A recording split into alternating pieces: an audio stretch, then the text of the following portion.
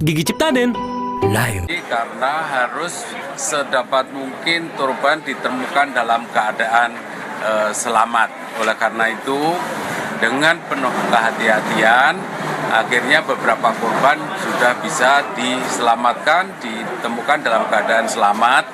Sekarang di rumah sakit, memang ada yang ditemukan sudah tiada, sudah meninggal. Nah, ini tadi barusan kita dipimpin oleh Pak Kepala BNPB berdialog lagi karena setiap hari terus dilakukan komunikasi dengan keluarga para santri.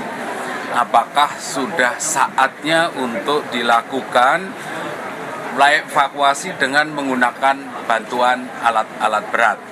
Sebagaimana tadi disilahkan oleh Basarnas bahwa memang dengan bantuan peralatan yang maksimal yang kita miliki, baik itu peralatannya Basarnas, BNPB maupun bantuan dari berbagai pihak, tidak lagi ada tanda-tanda ditemukan kehidupan.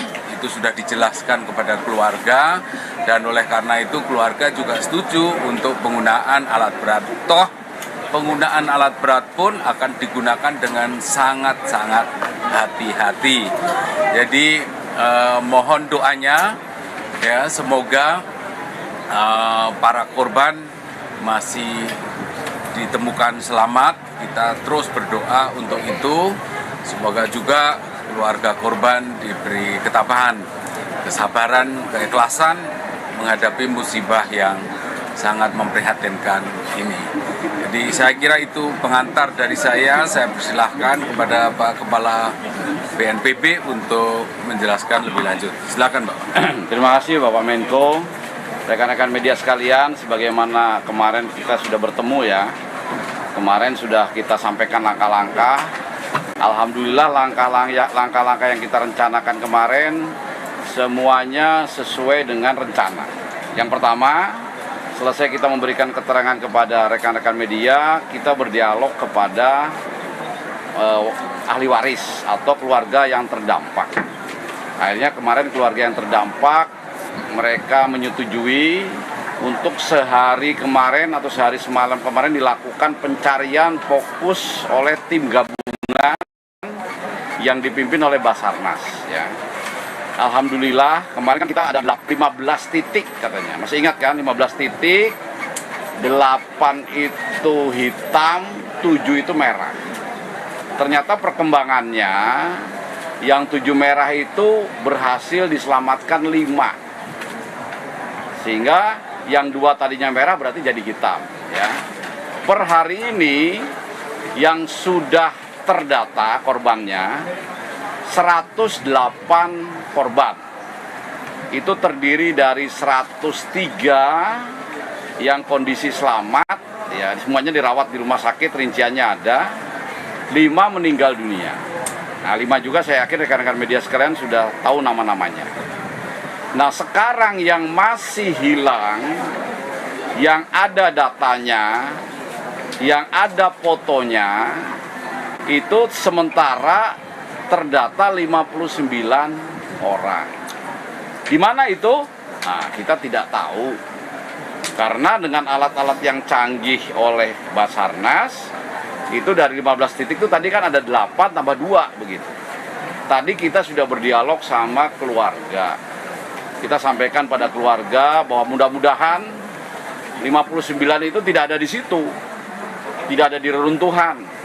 Kenapa saya bisa katakan demikian? Karena ada kasus kan, rekan-rekan media tahu, ada salah satu orang tua yang kehilangan anaknya, sudah nangis-nangis, sudah sedih, menganggap anaknya ada di situ, ternyata ada di tempat lain, dalam keadaan selamat.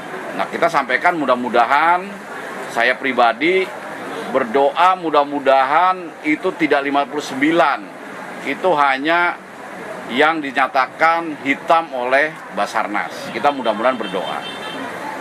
Nah, langkah selanjutnya, karena dari mulai tadi malam setelah penemuan yang terakhir dalam kondisi selamat, itu kami rapat koordinasi tim gabungan menyatakan bahwa dengan menggunakan alat-alat yang canggih, ada yang menggunakan drone thermal ya, atau secara teknis nanti Pak Presiden menjelaskan. Itu secara ilmu pengetahuan itu tidak lagi ditemukan tanda-tanda kehidupan ya. Kami masih memberi waktu kepada tim gabungan dari mulai kemarin sore sampai tadi pagi. Bahkan tadi malam itu disterilkan lokasi, tidak boleh ada yang mendekat supaya hening, supaya sunyi. Di tengah kehenian kesunyian itu mudah-mudahan ada kedengaran dengan tanda-tanda, dengan alat-alat yang canggih itu tanda-tanda kehidupan. Tetapi ternyata sampai tadi pagi tidak ada. Akhirnya tim gabungan memutuskan untuk masuk tahap berikutnya. Tahap evakuasi pencarian dengan menggunakan alat-alat berat. Tentu saja resikonya ini tidak mempertimbangkan lagi apabila ada yang masih selamat gitu. Tapi ini tetap hati-hati. Tidak menggunakan alat-alat berat yang langsung mengakibatkan itu bersih tetapi tidak aman. Jadi satu-satu ya, dan ahlinya sudah didatangkan. Ada 212 orang yang sekarang bekerja di situ, gabungan ya, ada dari TNI, Polri, dari ITS, dari teknik sipil, orang-orang yang punya pengalaman dalam melaksanakan evakuasi terhadap gudang yang runtuh yang di situ ada korban ya. Tentu saja kalau nggak ada korban gampang itu evakuasinya. Sebelumnya kami sudah berdiskusi dengan masyarakat yang terdampak. Ada beberapa yang langsung sedih, tapi tidak ada satu keluarga pun yang meminta kami melanjutkan pencarian terhadap korban yang hidup. Ya, jadi mereka sudah memutuskan agar kami, aparat ini segera melakukan evakuasi terhadap korban secara menggunakan alat-alat berat. Ya, dan untuk memperkuat, kami membuat berita acara yang ditandatangan oleh wakil dari warga masyarakat yang ada keluarganya di situ. Ya, ini juga menjaga bahwa kami tidak bertindak sesuai keinginan sendiri. Kami sudah tawarkan kalau Bapak Ibu warga masyarakat yang keluarganya jadi korban, kalau meminta kami untuk mencari seperti kemarin secara manual satu-satu untuk mencari yang selamat, kami akan lakukan. Tapi dari suara bulat mereka menyatakan sudah cukup Pak, sudah cukup karena sudah 3 hari. Sekarang tolong itu segera dievakuasi menggunakan alat-alat berat. Dan apabila ada jenazah ditemukan segera dilakukan pengurusan sebagaimana mestinya sesuai agama dan kepercayaannya masing-masing. Nah, sehingga rekan-rekan media sekalian, sekarang itu tahap yang kita lakukan. Sampai kapan? Sampai bersih, sampai semua korban itu ditemukan dan kita sudah punya datanya. Sekali lagi, apakah 59 atau tidak, kami belum tahu. Ya, sekali lagi kami mudah-mudahan tidak sebanyak itu. Mungkin nanti rekan-rekan media menulis pun seperti itu. Jangan belum sudah disampaikan bahwa yang korban 59 orang. Ya, kita punya Tuhan, kita pasti percaya keajaiban. Mudah-mudahan tidak seperti itu. Mungkin itu ya yang ingin saya tambahkan dalam kesempatan ini. Dan kami kembalikan kepada Bapak Menko, barangkali dibuka pertanyaan dari rekan-rekan media, mungkin kami siap menjawab.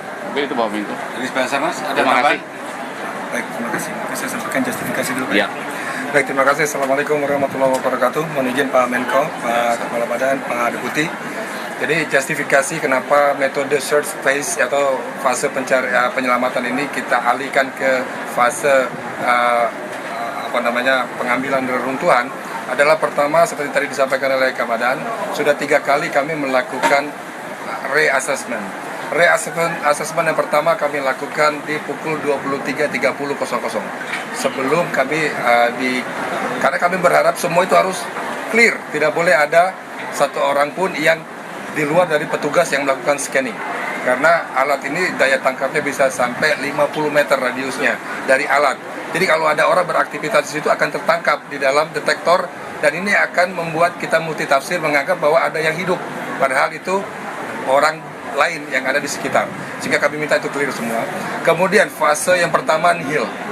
Kita menggunakan 2 pendekatan. Yang pertama adalah pendekatan secara manual, yaitu pendekatan dengan pemanggilan atau hailing method. Kita panggil, kita cari keliling. Kemudian setelah itu ini tim mundur, kita ganti dengan alat search cam. dari semua titik, dari semua sektor kita search scam dengan menggunakan fleksibel yang dia memiliki jangkauan bisa sampai 5 meter, dia bisa masuk ke dalam celah-celah di antara reruntuhan. Hasil nihil keluarannya adalah video recording. Lalu kemudian peralatan yang kedua adalah wall scan Saver 400. Ini adalah peralatan yang ditempel di dinding, kemudian radius scanningnya itu 120 derajat dengan jangkauan terjauh sampai 20 meter. Dia bisa passing through tembok, bisa lewat menembus tembok. Indikator yang ditangkap adalah dua. Pertama, life sign, tanda-tanda kehidupan dari denyut nadi, kemudian dari panas tubuh dan juga dari pergerakan. Lalu kemudian yang kedua adalah jumlah yang bergerak. Kalau yang tanda kehidupan dalam bentuk signal, ya, dalam bentuk grafik, tetapi kalau jumlah orang dalam bentuk coding warna. Kalau misalnya di dalam ada 5 saja memberikan gerakan halus dan dia tersebar, maka akan keluar 5 coding warna. Sehingga alat ini akan lebih spesifik, bisa memfilter berapa banyak gerakan yang ada di dalam. Karena pada saat kita scanning, sebelum alat ditangkap, kita berikan instruksi dengan penguat bahwa mereka kalau bisa bergerak, lakukan gerakan kecil agar kami bisa melakukan scanning. Itu kami beri instruksi. Jadi bukan kami pasif bawa alat diam-diam, tidak. Tapi kami kasih instruksi kepada orang yang di dalam, mudah-mudahan ada bisa memberikan respon balik dari scanning tersebut. Lalu kemudian peralatan ketiga adalah multi search scanning. Peralatan ini bekerja dalam versi 2. Yang pertama adalah visual, yang kedua adalah seismic motion atau gerakan halus yang ada di solid surface atau di permukaan keras. Bisa dia ketuk seperti ini sudah bisa ditangkap alat itu dan nanti akan terlihat di monitor dia posisinya berapa jauh dari jarak dan vektor ataupun sudutnya itu berapa jauh dari alat, sehingga kita bisa plotting di mapping di site sketch collapse building. Lalu kemudian ini fase cara kami melakukan scanning. Lalu kemudian fase kedua, reassessment kami laksanakan di pukul 02.00 di tanggal 2 Oktober, artinya tadi dini hari. Hasil pencarian tetap nihil. Lalu kemudian kami menvalidasi kembali, berharap ada perubahan. Jam 7.00 tadi kami juga lakukan kembali scanning. Namun hasilnya nihil. Kami sudah laporkan hasil scanning ini ke Kepala Basarnas dan dari Kepala Basarnas sudah disounding dengan Kabadan. Kemudian dilakukanlah rapat konsolidasi tingkat pimpinan untuk mengambil langkah-langkah selanjutnya dan berikutnya sudah disampaikan oleh Kepala Badan.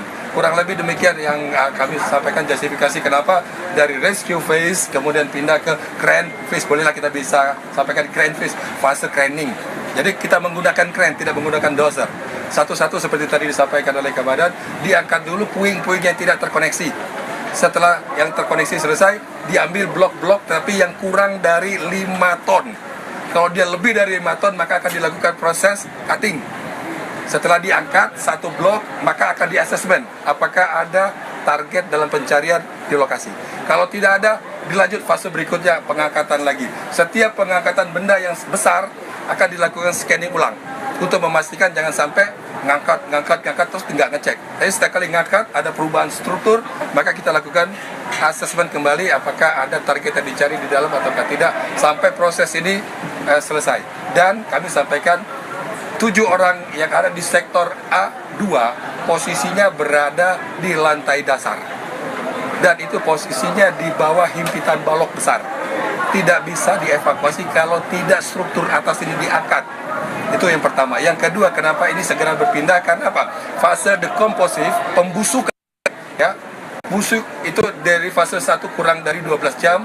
Kemudian fase kedua kurang dari 24 jam. Fase ketiga lebih dari 48 jam akan terjadi penyebaran hal yang dapat memberikan dampak itu, karena ini adalah unsur kimiawi dan biologis yang dikeluarkan oleh kita dari sini saja kadang-kadang sampai sama-sama kita tercium dan itu bisa terabsorb lewat pernapasan, bahkan juga bisa melalui permukaan kulit karena kita di sini daerahnya cukup panas, temperatur tinggi, kita pasti basah. Demikian, terima kasih. Terima kasih, saya tambah.